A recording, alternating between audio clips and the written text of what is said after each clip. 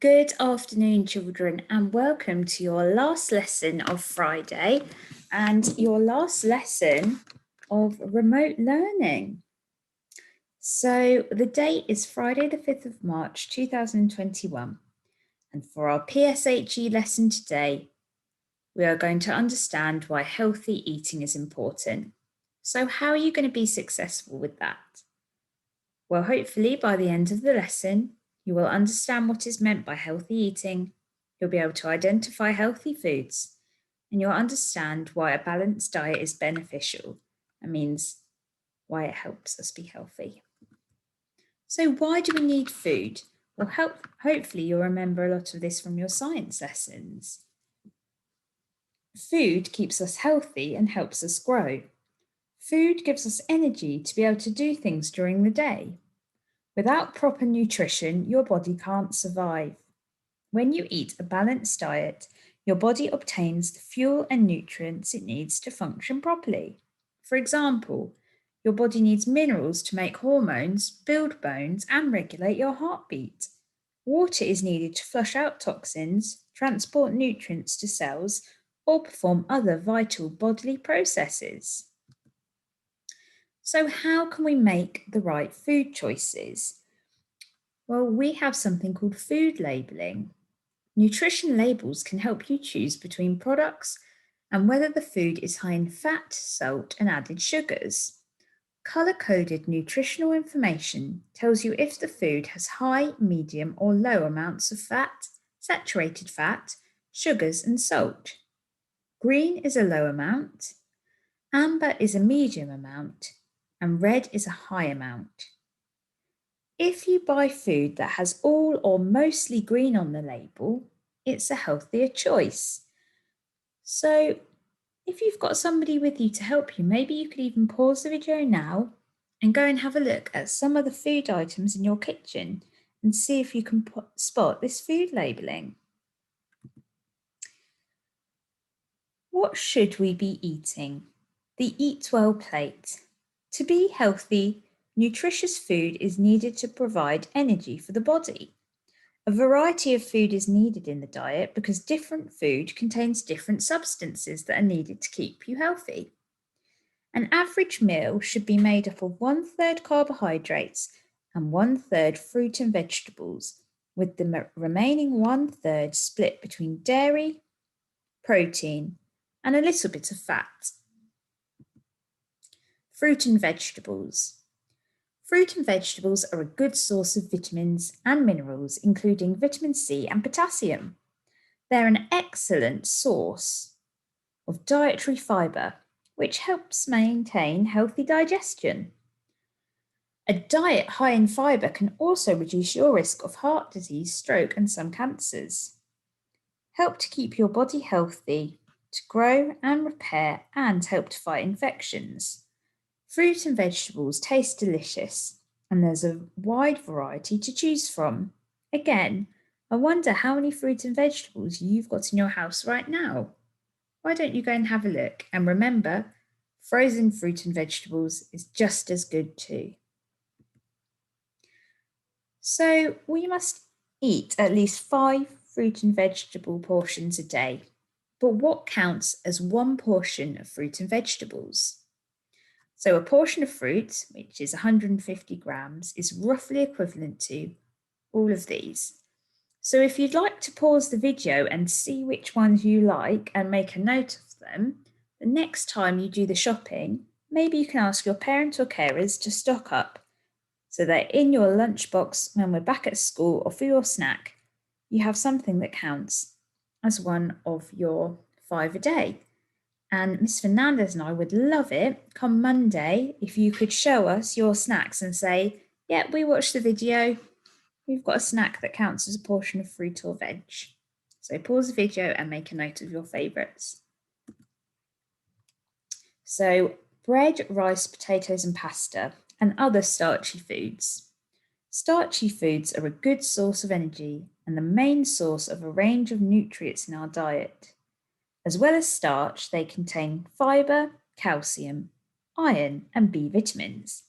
You should eat lots of these foods every day.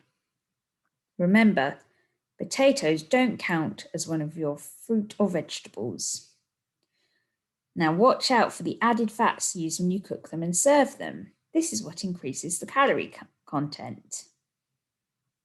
So we've got some lovely bread, we've got some lovely rice and lovely pasta. Milk and dairy. Milk and dairy products are a great source of protein and calcium. To make healthier choices, go for the lower fat milk and dairy foods. Our bodies need protein to work properly and to grow or repair themselves.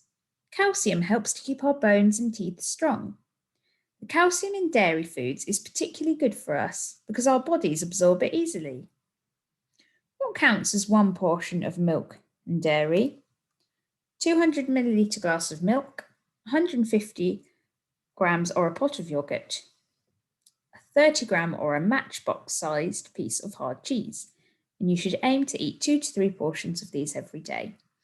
Now, if you're somebody who doesn't eat dairy products, then there are a lot of milk alternatives such as soy milk, almond milk, oat milk, coconut milk, which have been fortified with all the minerals and vitamins that milk has. Meat, fish, eggs and beans, and other non-dairy products. Meat is a good source of protein, vitamins and minerals in your diet. These foods help the body to grow and repair itself and keep hair, skin, muscles and nails strong. Beware, because some meats are high in saturated fat, which can raise blood cholesterol levels. We should eat some foods from this group every day. Foods and drinks high in fat and sugar. These foods provide the body with energy, warmth and insulation around vital organs. Too much fat in your diet can raise cholesterol, which increases the risk of heart disease. A small amount of fat is an essential part of a healthy, balanced diet. Fat is a source of essential fatty acids such as omega-3 because the body can't make them itself. Fat helps the body absorb vitamins A, D, and E.